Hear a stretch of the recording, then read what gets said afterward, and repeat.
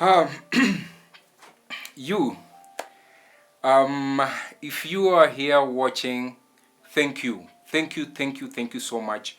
You have no idea what that means to me. It means a lot to me that you are here, you are paying attention, and you are watching, and I can't overstate what that means to me. I receive it with a lot of humility and gratitude because uh, I had reached a point where I was asking God if I could get only one person who can give me a chance. That is where I've been, and the fact that you're here to watch this and to support, it means a lot to me. So I am going to request you to extend your kindness if I'm not asking for too much.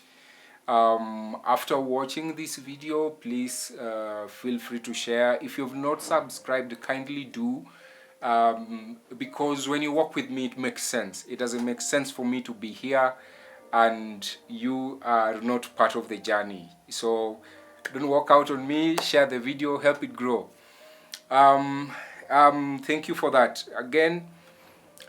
I have really struggled to bring myself to this. I have had to battle a lot of self-counseling conversations, and that has been the biggest demon I've had to fight for a long time. It has been, I think, what has been, I can say it has been the biggest cancer to my mental health in the last few years, because I have been through experiences that left me feeling a huge sense of loss, a huge sense of loss, and I have been in situations that I interpreted them with a huge feeling of unworthiness. I've been through instances where I did not come off as the kind of person you want to have around. And so the ripple effect, especially, and this started gradually. This started gradually, and then it just kept it just kept getting more intense and more intense. I'm telling this so different from how I thought I would, but I'm just going to flow because here we are. So this started with when I made a decision uh, to quit my marriage. At the same time, I had a lot of anger.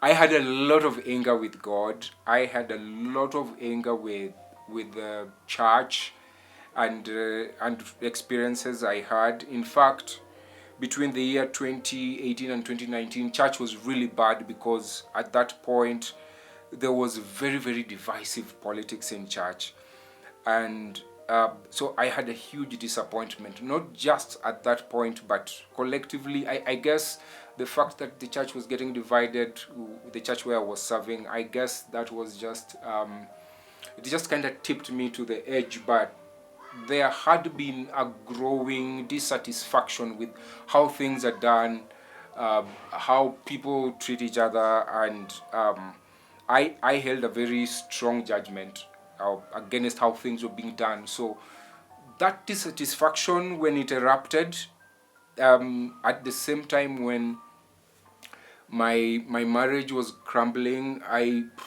kind of just exploded into a very angry guy, angry with the church, angry with God, angry with my family and all that, and a lot of people who I felt were just making my the mess bigger in my life.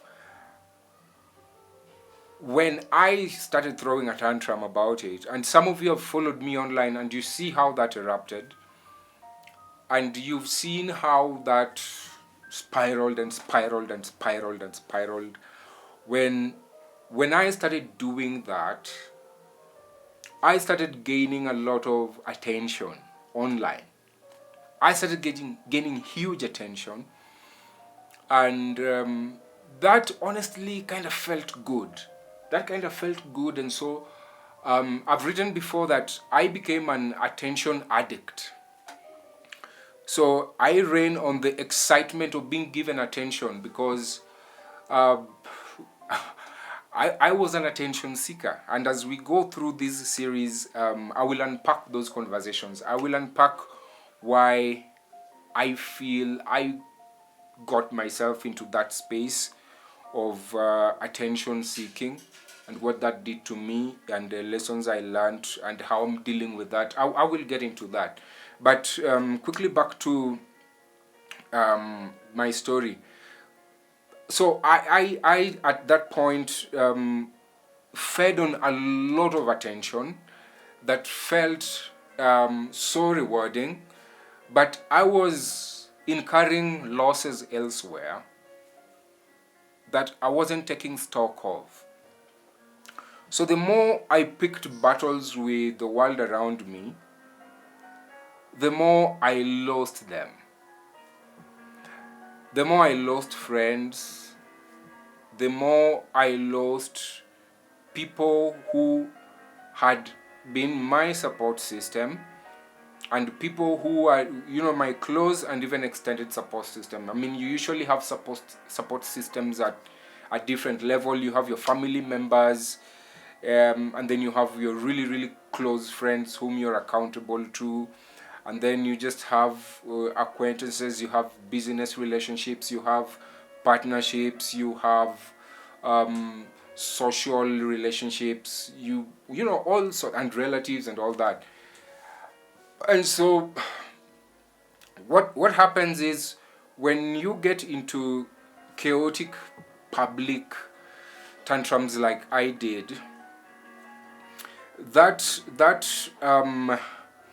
it's like that circle of support starts melting from the outward slowly. It starts melting from the outward slowly. And I took a stock and I saw how I lost distant friends and then less distant friends and then now real close friends and then now really really close friends and networks and all round. And that kind of tumbling got me to a point where gradually I had experienced it made me feel really isolated.